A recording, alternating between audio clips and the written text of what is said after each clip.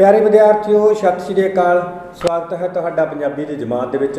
अज असीं लैके आए हैं साडी 9वीं ते 10वीं जमात के लिए पंजाबी विषय दे विच उन्हां दी कविता मेरा बचपन कविता, जो कि हरभजन सिंह की लिखी हुई कविता हैगी मेरा बचपन कविता। इस कविता को पढ़ने तो पहला आप देख लीए कि हरभजन सिंह के जीवन बारे थोड़ा बहुता कि इन्हां दा जन्म 18 अगस्त 1920 में होया। लमटिंग आसाम के ਜਿਹੜਾ आसाम राज है ਜਿਹੜਾ ਉਹਦੇ ਵਿੱਚ ਹੋਇਆ ਇਹਨਾਂ ਦਾ ਗੰਡਾ ਸਿੰਘ ਦੇ ਘਰ ਇਹਨਾਂ ਦਾ ਜਨਮ ਹੋਇਆ। ਤੇ ਬਚਪਨ ਦੇ ਵਿੱਚ ਹੀ ਜਦੋਂ ਇਹਨਾਂ ਦਾ ਜਨਮ ਹੁੰਦਾ ਹੈਗਾ ਹਰਭਜਨ ਸਿੰਘ ਦਾ, ਤਾਂ ਇਹਨਾਂ ਦੇ ਪਿਤਾ ਦੀ ਜਿਹੜੀ ਹੈਗੀ ਮੌਤ ਹੋ ਜਾਂਦੀ ਹੈ ਤੇ ਇਹ ਆਪਣੀ ਮਾਂ ਦੇ ਨਾਲ ਜਿਹੜਾ ਉਹ ਜੀਵਨ ਗੁਜ਼ਾਰਦਾ ਹੈ ਤੇ ਆਪਣੀ ਸਾਰੀ ਉਮਰ ਆਪਣੇ ਪਿਤਾ ਦੀ ਅਣਹੋਂਦ ਤੋਂ ਬਿਨਾਂ ਰਹਿੰਦਾ ਹੈ। ਠੀਕ ਹੈ, ਤੇ ਇਸੇ ਕਰਕੇ ਇਹ ਕਵਿਤਾ ਲਿਖੀ ਉਹਨਾਂ ਨੇ ਕਿ ਮੇਰਾ बचपन है। ठीक है, तो सब तो पहला आप इन्हां कविता पढ़ के फिर आप प्रसंग सहित व्याख्या करांगे। मेरा बचपन अजे ना आया, मेरा बचपन कद आवेगा, जद उमरां दी झोली दे विच 2 3 जां 4 2 3 4 जां 5 वरे सन। मां दे बुल बराना उत्ते कदे ना उगी हरी करुंबल, नैन इसदे भरे भरे सन, दिन जिवें बुझे बुझे परछावें। ठीक है, सब तो पहला तो प्रसंग लिखांगे इहदा कि यह काव टुकड़े साडी पंजाबी की पाठ पुस्तक काव कथा संवेदना में दर्ज कविता मेरा बचपन विचों लए गए हैं, जिसकी रचना जी हरभजन सिंह ने की है।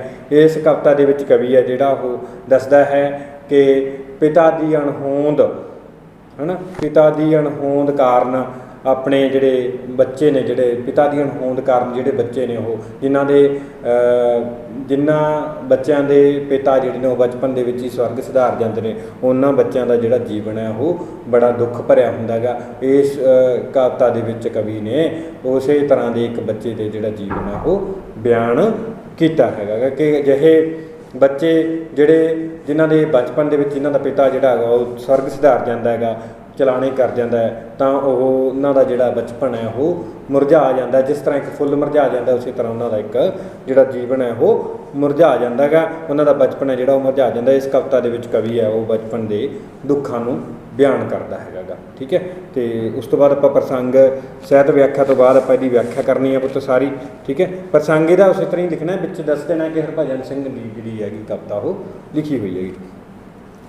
उस तो बाद यदि व्याख्या पुत्र मेरा बचपन अजे ना आया, मेरा बचपन कद आवेगा, जद उमरां दी झोली दे विच 2 3 4 जां 5 वरे सन। कवि कहता है कि मैनू इंज प्रतीत हुंदा है, कवि दी बचपन दे विच है जिहड़ी उसदे पिता दी मौत हो गई।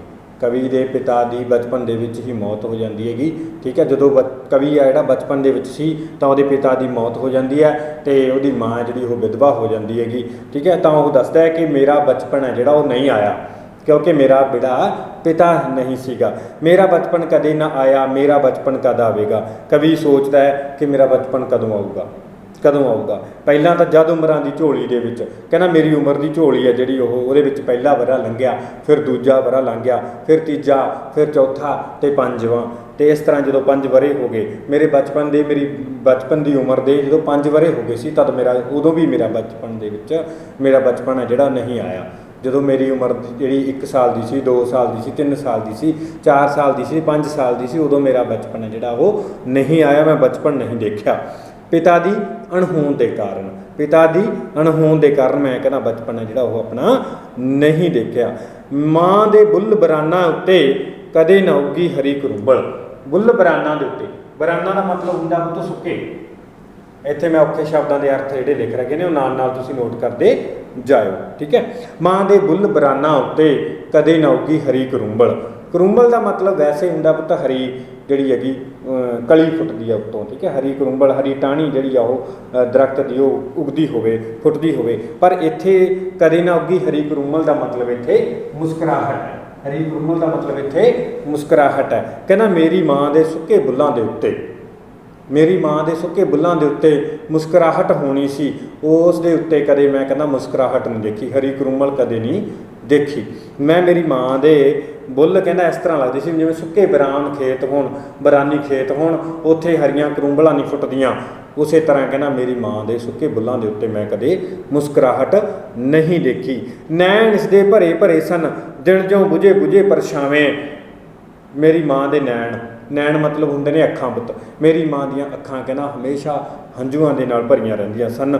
ਇਸ ਤਰ੍ਹਾਂ ਲੱਗਦਾ ਸੀ ਜਿਵੇਂ ਕੋਈ ਗੱਲ ਛੇੜਦਾ ਮੇਰੇ ਪਿਤਾ ਦੀ ਕਹਿੰਦਾ ਤਾਂ ਉਹ ਮੇਰੀ ਮਾਂ ਜਿਹੜੀ ਉਹ ਤਦੇ ਹੀ ਰੋਣ ਲੱਗ ਜਾਂਦੀ ਸੀ। ਇਸ ਤਰ੍ਹਾਂ ਲੱਗਦਾ ਸੀ ਮੇਰੀ ਮਾਂ ਦੇ ਅੱਖਾਂ ਦੇ ਵਿੱਚ ਹੰਝੂ ਨੇ ਜਿਹੜੇ ਉਹ ਭਰੇ ਭਰਾਏ ਰਹਿੰਦੇ ਸਨ।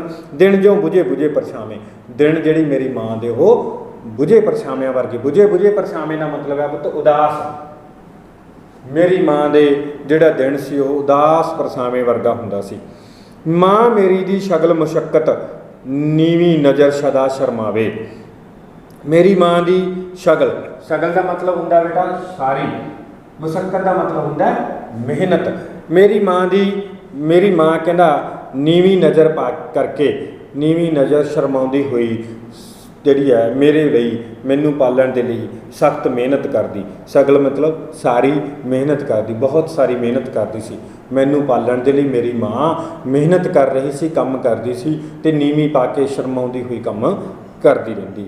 ਰਾਤ ਸੁਲਗਦਾ ਸੁੰਝਾ ਪਾਲਾ, ਰਾਤ ਸੁਲਗਦਾ ਸੁੰਝਾ ਪਾਲਾ। ਸੁਲਗ ਦਾ ਮਤਲਬ ਹੁੰਦਾ ਪੁੱਤ ਧੁਖਦਾ। ਸਿਆਲਾਂ ਦੇ ਦਿਨ ਸੀ ਕਹਿੰਦਾ ਮੇਰੀ ਮਾਂ ਤੇ ਜਦੋਂ ਮੈਂ ਸੁੱਤੇ ਪਏ ਹੁੰਦੇ ਤਾਂ ਰਾਤ ਆ ਜਿਹੜੀ ਉਹ ਦਾ ਜਿਹੜਾ ਪਾਲਾ ਸੀ, ਜਿਹੜੀ ਠੰਡ ਸੀ ਉਹ ਬਹੁਤ ਜ਼ਿਆਦਾ ਸੁਲਗਦੀ ਸੀ, ਧੁਖਦੀ ਸੀ। ਠੀਕ ਹੈ, ਸੁੰਨੀ ਠੰਡ। ਸੁੰਝਾ ਪਾਲਾ ਦਾ ਮਤਲਬ ਆ ਪੁੱਤ ਸੁੰਨੀ ਠੰਡ। ਜਦੋਂ ਠੰਡਾਂ ਦੇ ਦਿਨ ਹੁੰਦੇ ਨੇ, ਸਿਆਲ ਦੇ ਦਿਨ ਹੁੰਦੇ ਨੇ, ਚਾਰੇ ਪਾਸੇ ਸੁੰਨ ਪਰਤੀ ਹੁੰਦੀ ਹੈ ਤਾਂ ਬਹੁਤ ਜ਼ਿਆਦਾ ਠੰਡ ਪੈ ਰਹੀ ਹੁੰਦੀ ਹੈ। ਕਹਿੰਦਾ ਉਹਨਾਂ ਦਿਨਾਂ ਦੇ ਵਿੱਚ ਮੈਂ ਮੇਰੀ ਮਾਂ ਦੀਪ ਵਿਹੂਣੇ, ਮੈਂ ਮੇਰੀ ਮਾਂ ਦੀਪ ਵਿਹੂਣੇ। ਦੀਪ ਵਿਹੂਣੇ ਦਾ ਮਤਲਬ ਹੁੰਦਾ, ਵਿਹੂਣੇ ਦਾ ਮਤਲਬ ਹੁੰਦਾ ਤੋਂ ਬਿਨਾਂ, ਵਿਹੂਣੇ ਦਾ ਮਤਲਬ ਹੁੰਦਾ ਤੋਂ ਬਿਨਾਂ। ਦੀਪ ਦਾ ਮਤਲਬ ਦੀਪਕ, ਦੀਵਾ। ਮੈਂ ਤੇ ਮੇਰੀ ਮਾਂ ਦੀਵੇ ਤੋਂ ਬਿਨਾਂ। ਇੱਥੇ ਦੀਵੇ ਤੋਂ ਬਿਨਾਂ ਇਹ ਨਹੀਂ ਕਿ ਉਹ ਉਹਨਾਂ ਨੇ ਘਰ ਦਾ ਦੀਵਾ, ਦੀਵੇ ਤੋਂ ਬਿਨਾਂ ਨਹੀਂ। ਉਹ ਕਹਿੰਦਾ ਕਿ ਮੇਰੀ ਮਾਂ, ਮੈਂ ਪਿਤਾ ਤੋਂ ਬਿਨਾਂ, ਮੇਰੀ ਮਾਂ ਪਤੀ ਤੋਂ ਬਿਨਾਂ। ਮੈਂ ਪਿਤਾ ਤੋਂ ਬਿਨਾਂ ਤੇ ਮੇਰੀ ਮਾਂ ਪਤੀ ਤੋਂ ਬਿਨਾਂ। ਸਿਆਲ ਦੇ ਦਿਨਾਂ ਦੇ ਵਿੱਚ, ਠੰਡੀਆਂ ਰਾਤਾਂ ਦੇ ਵਿੱਚ ਮੈਂ ਤੇ ਮੇਰੀ ਮਾਂ ਦੀਪ ਵਿਹੂਣੇ। ਮੇਰੀ ਮਾਂ ਪਤੀ ਤੋਂ ਬਿਨਾਂ ਤੇ ਮੈਂ ਪਿਤਾ ਤੋਂ ਬਿਨਾਂ ਦੋਨੇ ਪਏ ਹਾਂ। ਜੋ ਹਨੇਰੇ ਦੀ ਝੁੰਬ ਮਾਰ ਕੇ ਦੋ ਬੂਟੇ ਕੁਮਲਾਏ ਸੁੱਤੇ। ਕਹਿੰਦਾ ਜਿਵੇਂ ਹਨੇਰੇ ਦੀ ਝੁੰਬ, ਝੁੰਬ ਦਾ ਮਤਲਬ ਹੁੰਦਾ ਪੁੱਤ ਬੁੱਕਲ। ਝੁੰਬ ਦਾ ਮਤਲਬ ਕੀ ਹੁੰਦਾ ਬੁੱਕਲ। ਜਿਵੇਂ ਕਹਿੰਦਾ ਹਨੇਰੇ ਦੀ ਮਤਲਬ ਬੁੱਕਲ ਦੇ ਵਿੱਚ ਦੋ ਬੂਟੇ, ਸਿਆਲ ਦੇ ਦਿਨਾਂ ਦੇ ਵਿੱਚ ਦੋ ਬੂਟੇ ਨੇ ਛੋਟੇ ਜਿਹੇ ਹੈ ਨਾ, ਕੁਮਲਾਏ ਬੈਠੇ ਨੇ। ਕਹਿੰਦਾ ਉਸ ਤਰ੍ਹਾਂ ਅਸੀਂ ਦੋਨੇ ਕੁਮਲਾਏ ਪਏ ਹੁੰਦੇ ਸੀ। ਸਾਡੇ ਵਿਹੜੇ ਮਰੀ ਕਹਾਣੀ, ਇੱਕ ਸੀ ਰਾਜਾ ਇੱਕ ਸੀ ਰਾਣੀ। ਕਹਿੰਦਾ ਕਵੀ ਦੱਸਦਾ ਹੈ ਕਿ ਸਾਡੇ ਵਿਹੜੇ ਦੇ ਵਿੱਚ ਜਿਹੜੀ ਕਹਾਣੀ ਹੈ, ਇੱਕ ਸੀ ਰਾਜਾ ਇੱਕ ਸੀ ਰਾਣੀ, ਹੈ ਨਾ। ਕਹਾਣੀ ਸੁਣਾਉਂਦੇ ਹੁੰਦੇ ਨੇ ਨਾ ਪਿਤਾ ਜਾਂ ਮਾਂ, ਕਹਾਣੀ ਸੁਣਾਉਂਦੀ ਹੁੰਦੀ ਹੈ ਕਿ ਇੱਕ ਸੀ ਰਾਜਾ ਭਾਈ ਇੱਕ ਸੀ ਰਾਣੀ। ਉਹ ਕਹਾਣੀ ਮੈਨੂੰ ਸੁਣਾਉਣ ਵਾਲਾ ਕੋਈ ਨਹੀਂ ਸੀ। ਮੇਰੀ ਮਾਂ ਦੁੱਖਾਂ ਦੀ ਮਾਰੀ ਹੋਈ ਸੀ। ਮੇਰਾ ਜਿਹੜਾ ਪਿਤਾ ਉਹ ਮਰ ਗਿਆ ਸੀਗਾ ਬਚਪਨ ਦੇ ਵਿੱਚ ਹੀ। ਮੇਰੇ ਬਚਪਨ 'ਚ ਮੇਰਾ ਪਿਤਾ ਮਰ ਗਿਆ, ਮੈਨੂੰ ਛੱਡ ਕੇ ਚਲਾ ਗਿਆ ਤੇ ਮੇਰੀ ਮਾਂ ਉਦਾਸ ਰਹਿਣ ਲੱਗੀ। ਕਹਿੰਦਾ ਮੈਨੂੰ ਕਦੇ ਕਿਸੇ ਨੇ ਕਹਾਣੀ ਨਹੀਂ ਸੁਣਾਈ ਇੱਕ ਸੀ ਰਾਜਾ ਇੱਕ ਸੀ ਰਾਣੀ ਵਾਲੀ। ਠੀਕ ਹੈ। ਕਦੀ ਕਦੀ ਮੇਰੀ ਮਾਂ ਆਖੇ ਵੇ ਮੇਰੇ ਦੁੱਖ ਦਰਦ ਦੇ ਹਾਣੀ, ਮੇਰੀ ਹਿੱਕ ਨੂੰ ਲੱਗ ਕੇ ਸੌਂ ਜਾ, ਜਿਸ ਥਾਂ ਤੇਰਾ ਬਾਪ ਸਿਧਾਇਆ ਉਸ ਥਾਂ ਕੋਈ ਬਾਪ ਨਾ ਆਵੇ। ਕਵੀ ਕਹਿੰਦਾ ਹੈ ਕਿ ਕਦੇ ਕਦੇ ਮੇਰੀ ਮਾਂ ਮੈਨੂੰ ਆਖਦੀ ਸੀ ਕਿ ਵੇ ਮੇਰੇ ਦੁੱਖ ਦਿਆ ਹਾਣੀਆਂ। ਹਾਣੀ ਦਾ ਮਤਲਬ ਹੈ ਪੁੱਤ ਇੱਕੋ ਜਿਹਾ। ਹਾਣੀ ਦਾ ਮਤਲਬ ਇੱਕੋ ਜਿਹਾ ਦੁੱਖ, ਸਾਂਝਾ ਦੁੱਖ। ਉਹ ਕਹਿੰਦੀ ਹੈ ਕਿ ਮੇਰੇ ਦੁੱਖ ਦਰਦ ਦਿਆ ਹਾਣੀਆਂ, ਦੋਨਾਂ ਦਾ ਦੁੱਖ ਸਾਂਝਾ, ਇੱਕੋ ਜਿਹਾ ਦੁੱਖ ਹੈ। ਤੇਰੇ ਕੋਲੇ ਤੇਰਾ ਪਿਤਾ ਨਹੀਂ, ਮੇਰੇ ਕੋਲੇ ਮੇਰਾ ਪਤੀ ਨਹੀਂ। ਉਹ ਕਹਿੰਦੀ ਮਾਂ ਕਹਿੰਦੀ ਹੈ ਕਿ ਤੂੰ ਆਪਣੇ ਦੋਵਾਂ ਦਾ ਦੁੱਖ ਸਾਂਝਾ ਹੈ, ਤੂੰ ਮੇਰੀ ਹਿੱਕ ਦੇ ਨਾਲ ਲੱਗ ਕੇ ਸੌਂ ਜਾ। ਜਿਸ ਥਾਂ ਤੇਰਾ ਬਾਪ ਸਿਧਾਇਆ, ਸਿਧਾਇਆ ਮਤਲਬ ਤੁਰ ਗਿਆ। ਸਿਧਾਇਆ ਸ਼ਬਦ ਦਾ ਮੀਨਿੰਗ ਕੀ ਹੈ ਬੇਟਾ? ਤੁਰ ਗਿਆ। ਜਿਸ ਥਾਂ ਤੇਰਾ ਬਾਪ ਤੁਰ ਗਿਆ ਉਸ ਥਾਂ ਕਿਸੇ ਦਾ ਬਾਪ ਨਾ ਆਵੇ, ਉਸ ਥਾਂ ਕਿਸੇ ਦਾ ਬਾਪ ਨਾ ਜਾਵੇ, ਹੈ ਨਾ। ਉਹ ਜਾਣੀ ਕਿ ਕੋਈ ਵੀ ਬੱਚਾ ਜਿਹੜਾ ਉਹ ਆਪਣੇ ਪਿਓ ਤੋਂ ਅਲੱਗ ਨਾ ਹੋਵੇ, ਉਹਦਾ ਜਿਹੜਾ ਪਿਓ ਆ ਉਹ ਉਸ ਤੋਂ ਨਾ ਵਿਛੜੇ, ਉਹਦੇ ਪਿਓ ਦੀ ਜਿਹੜੀ ਆ ਉਹ ਮੌਤ ਨਾ ਹੋਵੇ। ਠੀਕ ਹੈ। ਮੇਰੇ ਬੂਟੇ ਗੱਭਰੂ ਹੋ ਜਾ, ਤੇਰੀ ਛਾਵੇਂ ਮੈਂ ਸੌਂ ਜਾਵਾਂ। ਠੀਕ ਹੈ। ਉਹ ਕਵੀ ਦੀ ਮਾਂ ਜਿਹੜੀ ਕਹਿੰਦੀ ਹੈ ਕਿ ਮੇਰੇ ਬੂਟੇ, ਉਹ ਫਿਰ ਉਸ ਨੂੰ ਜ਼ੁਬਾਨ ਹੋਣ ਦੀ, ਉਹ ਵੀ ਉਹ ਜ਼ੁਬਾਨ ਹੋ ਜੇ, ਹੈ ਨਾ, ਮਤਲਬ ਵੱਡਾ ਹੋ ਜੇ, ਜਵਾਨੀ ਆ ਜੇ ਉਹਦੇ 'ਤੇ। ਕਹਿੰਦੀ ਮੇਰੇ ਬੂਟੇ ਗੱਭਰੂ ਹੋ ਜਾ, ਤੇਰੀ ਛਾਵੇਂ ਮੈਂ ਸੌਂ ਜਾਵਾਂ। ਤੇਰੀ ਛਾਵੇਂ ਮੈਂ ਸੌਂ ਜਾਵਾਂ ਸ਼ਬਦ ਦਾ ਅਰਥ ਹੈ ਮੈਂ ਤੇਰੇ ਆਸਰੇ ਨਾਲ, ਤੇਰੇ ਆਸਰੇ 'ਚ ਆ ਜਾ। ਛੇਤੀ ਛੇਤੀ ਜਵਾਨ ਹੋ ਜਾ, ਮੈਨੂੰ ਤੇਰਾ ਆਸਰਾ ਹੈ, ਮੈਂ ਤੇਰਾ ਆਸਰਾ ਤੱਕਦੀ ਹਾਂ। ਕਹਿੰਦੀ ਤੂੰ ਛੇਤੀ ਹੋ ਜਾ। ਆਪਣੇ ਮਤਲਬ ਬੇਟੇ ਨੂੰ ਜਵਾਨ ਹੋਣਾ ਦੇਖਣਾ ਚਾਹੁੰਦੀ ਹੈ ਛੇਤੀ। ਕਦੇ ਕਦੇ ਬਾਲਾਂ ਦੀ ਕੁੱਛੜ ਸੌਣ, ਨਿਚੰਤ ਨਿਕਰਮਣ ਮਾਵਾਂ। ਨਿਚੰਤ ਨਿਸ਼ਚਿੰਤ ਹੋ ਕੇ, ਨਿਕਰਮਣ ਦਾ ਮਤਲਬ ਹੈ ਪੁੱਤ ਕਰਮ ਤੋਂ ਬਿਨਾਂ। ਕਦੇ ਕਦੇ ਕਹਿੰਦਾ ਕਦੇ ਕਦੇ ਮਾਵਾਂ ਇਹੋ ਜਿਹੀਆਂ ਹੁੰਦੀਆਂ ਨੇ ਜਿਹੜੀਆਂ ਬਾਲਾਂ ਦੀ ਕੁੱਛੜ ਸੌਂਦੀਆਂ ਨੇ। ਅਕਸਰ ਕਹਿੰਦਾ ਬੱਚੇ ਨੇ ਜਿਹੜੇ ਉਹ ਮਾਂ ਦੀ ਗੋਦੀ 'ਚ ਸੌਂਦੇ ਨੇ, ਅਕਸਰ ਬੱਚੇ ਮਾਂ ਦੀ ਗੋਦੀ 'ਚ ਸੌਂਦੇ ਨੇ, ਪਰ ਕੁਝ ਨਿਕਰਮਣ ਮਾਵਾਂ ਮਤਲਬ ਬਦਕਿਸਮਤ ਮਾਵਾਂ ਇਹੋ ਜਿਹੀਆਂ ਹੁੰਦੀਆਂ ਨੇ ਜਿਨ੍ਹਾਂ ਨੂੰ ਆਪਣੇ ਬੱਚਿਆਂ ਦੀ ਗੋਦੀ 'ਚ ਸੌਣਾ ਪੈਂਦਾ, ਕਿਉਂਕਿ ਉਹਨਾਂ ਦੇ ਜਿਹੜੀਆਂ ਮਤਲਬ ਮਾਵਾਂ ਵਿਚਾਰੀਆਂ ਵਿਧਵਾ ਹੋ ਜਾਂਦੀਆਂ ਨੇ, ਉਹ ਬੱਚਿਆਂ ਦੀ ਗੋਦੀ ਸੌਂਦੇ ਨੇ, ਉਹ ਆਸਰਾ ਭਾਲਦੀਆਂ ਉਹਨਾਂ ਦੇ ਆਸਰੇ ਜ਼ਿੰਦਗੀ ਕੱਟਦੀਆਂ ਨੇ। ਇਸ ਕਰਕੇ ਉਹ ਨਿਕਰਮਣ ਮਾਵਾਂ ਨੇ। ਕਹਿੰਦੀ ਕਦੇ ਕਦੇ ਨਿਕਰਮਣ ਮਾਵਾਂ ਨੂੰ, ਨਿਚੰਤ ਮਾਵਾਂ ਨੂੰ ਉਹਨਾਂ ਜਿਹੜੇ ਬੱਚਿਆਂ ਦੀ ਗੋਦੀ ਦੇ ਵਿੱਚ ਸੌਣਾ ਪੈਂਦਾ। ਕਦੇ ਕਦੇ ਬਾਲਾਂ ਦੀ ਕੁੱਛੜ ਸੌਣ ਨਿਚੰਤ ਨਿਕਰਮਣ ਮਾਵਾਂ, ਮੈਂ ਆਪਣੀ ਮਾਤਾ ਦਾ ਓਲਾ, ਉਸ ਦੀ ਛਾਂ ਉਸ ਦਾ ਪਰਛਾਵਾਂ। ਮੈਂ ਕਹਿੰਦਾ ਆਪਣੀ ਮਾਤਾ ਦਾ ਓਲਾ ਹਾਂ, ਓਲਾ ਮਤਲਬ ਆਸਰਾ, ਮੈਂ ਵੀ ਆਪਣੀ ਮਾਂ ਦਾ ਆਸਰਾ ਹੈਗਾ, ਹੈ ਨਾ, ਅਤੇ ਉਸ ਦੀ ਛਾਂ ਉਸ ਦਾ ਪਰਛਾਵਾਂ, ਮੈਂ ਹੀ ਉਸ ਦੀ ਛਾਂ ਗਾ, ਉਸ ਦੀ ਛਾਂ ਮੈਂ ਹੀ ਉਸ ਦਾ ਪਰਛਾਵਾਂ, ਮੈਂ ਹੀ ਮੇਰੀ ਮਾਂ ਦੀ ਛਾਂ ਗੀ, ਮੈਂ ਮੇਰੀ ਮਾਂ ਦਾ ਪਰਛਾਵਾਂ ਗਾ। ਅਸੀਂ ਪਰਛਾਵਾਂ ਮਤਲਬ ਛਾਂ ਦਾ ਮਤਲਬ ਪਰਛਾਵੇਂ ਦਾ ਮਤਲਬ ਕੀ ਹੋ ਗਿਆ, ਦੋਨੇ ਇੱਕੋ ਨੇ, ਕਿਉਂਕਿ ਉਹਨਾਂ ਦਾ ਦੁੱਖ ਸਾਂਝਾ ਹੈ। ਉਹਦੇ ਕੋਲੇ ਪਿਤਾ ਨਹੀਂ, ਉਹਦੇ ਕੋਲੇ ਪਤੀ ਨਹੀਂ, ਦੋਨਾਂ ਦਾ ਦੁੱਖ ਹੈ ਜਿਹੜਾ ਉਹ ਸਾਂਝਾ। ਇਸੇ ਕਰਕੇ ਕਹਿੰਦਾ ਕਿ ਮੈਂ ਉਸ ਦੀ ਛਾਂ ਅਤੇ ਉਸੇ ਦਾ ਪਰਛਾਵਾਂ। ਉਂਝ ਤਾਂ ਹਰ ਮਾਂ ਸੋਹਣੀ ਹੁੰਦੀ, ਪਰ ਮੇਰੀ ਮਾਂ ਵੇਖ ਵੇਖ ਕੇ ਹਰ ਅੱਖ ਸੁਲਗੇ ਜਿਵੇਂ ਦੁਪਹਿਰੀ। ਸੁਲਗੇ ਦਾ ਮਤਲਬ ਮੈਂ ਪਹਿਲਾਂ ਦੱਸਤਾ ਧੁਖਦੀ, ਠੀਕ ਹੈ। ਕਹਿੰਦਾ ਉਂਝ ਹਰੇਕ ਦੁਨੀਆ ਦੀ ਹਰੇਕ ਮਾਂ ਸੋਹਣੀ ਹੁੰਦੀ ਹੈ, ਉਂਝ ਦੁਨੀਆ ਦੀ ਹਰੇਕ ਮਾਂ ਸੋਹਣੀ ਹੁੰਦੀ ਹੈ। ਮੇਰੀ ਮਾਂ ਵੀ ਕਹਿੰਦਾ ਮੈਨੂੰ ਲੱਗਦਾ ਕਿ ਇੰਨੀ ਸੋਹਣੀ ਹੈ, ਠੀਕ ਹੈ, ਮੈਨੂੰ ਮੇਰੀ ਮਾਂ ਸੋਹਣੀ ਲੱਗਦੀ ਹੈ, ਪਰ ਮੇਰੀ ਮਾਂ ਜਿਹੜੀ ਉਸ ਨੂੰ ਹਰ ਅੱਖ ਸੁਲਗੇ ਜਿਵੇਂ ਦੁਪਹਿਰੀ। ਕਹਿੰਦਾ ਉਹਨੂੰ ਹਰ ਇੱਕ ਅੱਖ ਹੈ ਜਿਹੜੀ ਉਹ ਮਾੜੀ ਨਜ਼ਰ ਨਾਲ ਤੱਕਦੀ ਹੈ ਨਾ। ਜਦੋਂ ਕੋਈ ਔਰਤ ਵਿਧਵਾ ਹੋ ਜਾਂਦੀ ਹੈ ਤਾਂ ਉਹਨੂੰ ਲੋਕ ਫਿਰ ਮਾੜੀਆਂ ਨਜ਼ਰਾਂ ਨਾਲ ਤੱਕਣ ਲੱਗਦੇ ਨੇ। ਇਸ ਤਰ੍ਹਾਂ ਕਹਿੰਦਾ ਮੇਰੀ ਮਾਂ ਨੂੰ ਵੀ, ਕਹਿੰਦਾ ਮੇਰੀ ਉਹ ਤਾਂ ਹਰੇਕ ਮਾਵਾਂ ਸੋਹਣੀਆਂ ਹੁੰਦੀਆਂ ਨੇ, ਕਹਿੰਦਾ ਮੈਨੂੰ ਲੱਗਿਆ ਕਿ ਮੇਰੀ ਮਾਂ ਸੋਹਣੀ ਆ, ਅਤੇ ਮੇਰੀ ਮਾਂ ਨੂੰ ਕਹਿੰਦਾ ਸੁਲਗਦੀਆਂ ਅੱਖਾਂ, ਧੁਖਦੀਆਂ ਹੋਈਆਂ ਅੱਖਾਂ, ਤਪਦੀਆਂ ਅੱਖਾਂ ਜਿਹੜੀਆਂ ਨੇ ਉਹ ਅੱਖਾਂ ਫਾੜ ਦੇਖਦੀਆਂ ਸੀ ਮਾੜੀ ਨਜ਼ਰ ਨਾਲ। ਉਹਦੇ ਉੱਤੇ ਮਾੜੀ ਨਜ਼ਰ ਰੱਖਣ ਲੱਗ ਗਏ ਵੀ ਹੁਣ ਇਸ ਦਾ ਪਤੀ ਜਿਹੜਾ ਹੈ ਉਹ ਮਰ ਗਿਆ ਅਤੇ ਹੁਣ ਇਹ ਆਮ ਹੋ ਗਈ, ਠੀਕ ਹੈ। ਫਿਰ ਕਹਿੰਦਾ ਮੇਰੀ ਮਾਂ ਨੂੰ ਮਾੜੀ ਨਜ਼ਰ ਨਾਲ ਦੇਖਣ ਲੱਗੇ। ਮੈਂ ਉਸਦੇ ਸੰਗ ਤੁਰਿਆ ਜਾਵਾਂ ਚੁੱਪ ਸੰਗਣੀ ਛਾਂ ਕਹਿਰੀ, ਮੈਂ ਉਸਦੇ ਨਾਲ ਤੁਰਿਆ ਜਾਵਾਂ ਚੁੱਪ ਸੰਗਣੀ ਛਾਂ ਕਹਿਰੀ। ਮੈਂ ਮੇਰੀ ਮਾਂ ਦੇ ਨਾਲ ਤੁਰਿਆ ਜਾਂਦਾ, ਕਹਿੰਦਾ ਅਸੀਂ ਇੱਕ ਦਿਨ ਤੁਰੇ ਜਾਈਏ, ਮੇਰੀ ਮਾਂ ਦੇ ਨਾਲ ਮੈਂ ਤੁਰਦਾ ਜਾਂਦਾ। ਚੁੱਪ ਸੰਗਣੀ ਚਾਰੇ ਪਾਸੇ ਚੁੱਪ ਹੈ, ਕਹਿੰਦਾ ਹੈ ਨਾ। ਛਾਂ ਕਹਿਰੀ, ਛਾਂ ਕਹਿਰੀ ਦਾ ਮਤਲਬ ਇਹ ਫਿਰ ਉਹੀ ਆ ਗਿਆ ਪੁੱਤ ਕਿ ਭਾਵ ਛਾਂ ਇੱਕ ਹੈ ਸਾਡੀ, ਪਰਛਾਵਾਂ ਇੱਕ ਹੈ, ਸਾਡਾ ਦੁੱਖ ਹੈ ਜਿਹੜਾ ਉਹ ਸਾਂਝਾ ਗਾ, ਭਾਵ ਦੁੱਖ ਇੱਕੋ ਹੀ ਹੈ। ਇਹਦੇ ਕੋਲੇ ਮੇਰੀ ਮਾਂ ਕੋਲੇ ਉਸਦਾ ਪਤੀ ਨਹੀਂ ਹੈਗਾ, ਮੇਰੇ ਕੋਲੇ ਪਿਤਾ ਨਹੀਂ ਹੈਗਾ। ਨਜ਼ਰ ਨਜ਼ਰ ਮੇਰੀ ਮਕਤਬ ਸੀ, ਬੋਲ ਬੋਲ ਸੀ ਸੰਥਾ ਮੇਰੀ। ਨਜ਼ਰ ਮੇਰਾ ਮਕਤਬ ਸੀ। ਮਕਤਬ ਹੁੰਦਾ ਸਕੂਲ ਪਾਠਸ਼ਾਲਾ। ਜਿਹੜੀ ਨਜ਼ਰ ਮੇਰੀ ਮਾਂ ਵੱਲ ਆਉਂਦੀ ਸੀ ਮਾੜੀ ਨਜ਼ਰ, ਉਹ ਮੇਰਾ ਸਕੂਲ ਹੁੰਦੀ ਸੀ। ਮੈਂ ਕਹਿੰਦਾ ਸਕੂਲੇ ਨਹੀਂ ਗਿਆ ਬਚਪਨ 'ਚ, ਮੈਂ ਛੇਤੀ ਸਕੂਲੇ ਨਹੀਂ ਜਾਣ ਲੱਗਿਆ ਬਚਪਨ 'ਚ। ਮੇਰੀ ਮਾਂ ਵੱਲ ਜਿਹੜੀ ਨਜ਼ਰ ਜਾਂਦੀ ਸੀ ਉਹ ਮੇਰਾ ਸਕੂਲ ਹੁੰਦੀ ਸੀ। ਅਤੇ ਬੋਲ ਬੋਲ ਮੇਰੀ ਸੰਥਾ, ਜਿਹੜੇ ਕਮੈਂਟ ਜਿਹੜੇ ਬੋਲ ਮੇਰੀ ਮਾਂ ਵੱਲ ਆਉਂਦੇ ਸੀ ਲੋਕਾਂ ਵੱਲੋਂ, ਉਹ ਮੇਰੀ ਸੰਥਿਆ ਹੁੰਦੀ ਸੀ। ਸੰਥਿਆ ਦਾ ਮਤਲਬ ਹੁੰਦਾ ਪੁੱਤ ਪਾਠ, ਠੀਕ ਹੈ।